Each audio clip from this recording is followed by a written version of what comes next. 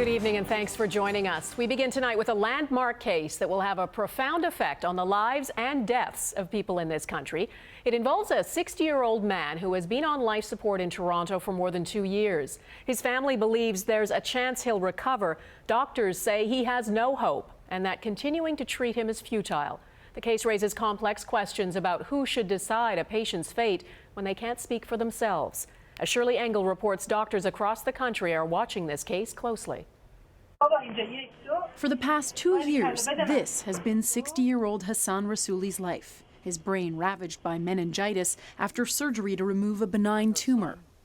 As he lies in a Toronto hospital in what doctors call a minimally conscious state, his family wants Canada's highest court to rule who determines when life ends, doctors or loved ones.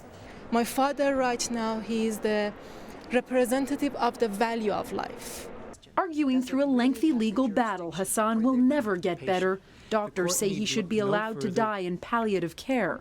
The more appropriate consideration, in my respect, is whether there's something wrong with giving the patient the right to insist upon end-of-life treatment that is without objective medical benefit.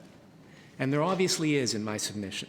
The organization representing Canada's critical care doctors is on side. If you regard dying as a natural process, then interfering in that process with technologies that can do harm to the body, harm to the mind, can make death much worse. But the family has lots of support too, and renewed hope after a recent breakthrough in London, Ontario, where a man in a vegetative state for over a decade communicated through brainwaves.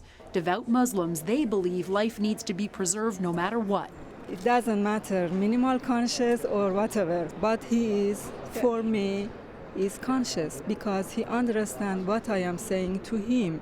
It's a heartbreaking family tragedy unfolding in hospitals across the country, though most of these disputes are eventually resolved between doctors and families. It will be a powerful precedent, and what I'm hoping is it's not just a question of a medical decision or a patient or family decision. I'm actually hoping we find a middle way.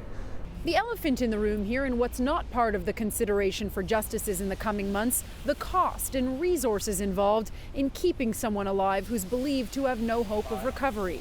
Lawyers say that's another debate for another time. Donna? Shirley Engel in Ottawa tonight. Thank you, Shirley.